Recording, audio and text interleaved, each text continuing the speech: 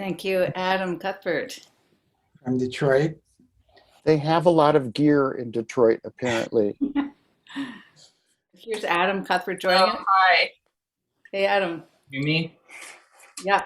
But I disconnected the right wires then. Yeah.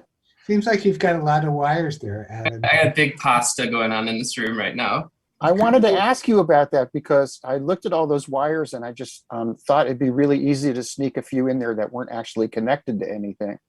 So, just to make us think it was more complicated. Did you do that? No, literally every cable you see is like serving a function right now. Isn't that old timey? I mean, I remember, when I was learning synthesizer on the ARP modules or something where we had to kind of plug every module into some other thing and, the room looked like that. And then it all kind of got cleaned up and like people were just showing up with just a laptop or, and I remember people telling me, well, soon I'll just be able to do the whole set on my phone. And now it looks like we're going in the opposite direction. Yeah, I mean, yeah, I think the cable-y analog synths never really went away. They just became really niche for a while.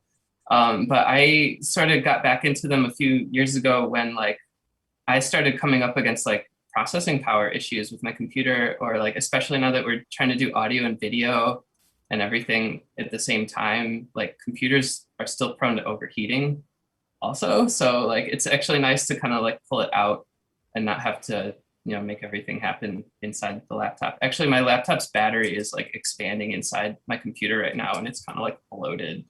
I'm afraid it's going to explode. So Run. That would be an event. Music this way. Hopefully not a dangerous event. So Adam, how's Detroit? What's happening there right now? Detroit is starting to open up again. To be honest, like I moved in October when it looked like there was going to be really no end to coronavirus. And my wife works in the restaurant industry and her industry was just as decimated as our live music was. So we just kind of looked at everything. We're like, we gotta have a contingency plan. So we came back here and it's been nice so far. Like things are slowly starting to reopen and I'm starting to like, I feel like I don't actually have my finger on the pulse of like what all of this city entails yet, but I'm happy to be here for the time being. I have this big space just for music making, which is like kind of dreamy. It's become a big magnet for artists, right? Because the rents are so low and. I hope so. I haven't really left my room much in the last like 5 months. But the rents are definitely low. We were able to get a pad with the nest egg. I was maybe trying to like buy a place in New York, and that was still just never going to happen. So here I am. So what's the Aquarian Solstice? I was going to ask. Thanks. Yeah, there is no solstice in Aquarius season. But I wrote Aquarian Solstice for this. It's a Berlin-based record label called K7 Records. They normally do like club music, but they have a new-ish neoclassical imprint where they're doing compilations of artists doing like electronic music or produced music with like different instrument families. So they wrote to me and asked for a track for their Wind Layers compilation.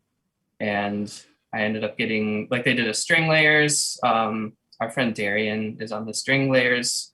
They did an ambient layers, which is all just like pad synths. So I think they're gonna cover all the like orchestra instrument families. So I started working on this like in like mid-January, which is my birthday season, which is Aquarius season. And it's a wind sign, and it's for a project about wind instruments, and it's just like a really, really windy time. So I'm trying to make the windiest sounding like sonic landscape. There's like breezy sounding synths inside there, but it's mostly trumpet, and there's a little bit of voice. I sang in this track. You couldn't hear the words. That was kind of by design. But there's all sorts of windy sources And Aquarius season is kind of just, I'm thinking about all these like facets that we like pull into our identities, like the astrological signs are, they kind of come with all these like archetypes of like personalities where, the Aquarius is the spacey, like absent-minded space cadet. It's like always very abstracted, struggles to communicate socially sometimes. I don't know. I have come to really relate to the Aquarius archetype. So I thought that was a perfect place to start. It's a beautiful piece. Yeah. Your cat has come into the room. Oh, let me introduce you. She's lovely. No, she's under cables right now. It's dangerous. Well, we had the turtle and now we have the cat. I don't know if my dog is going to make a cameo or Did not. you see my turtle?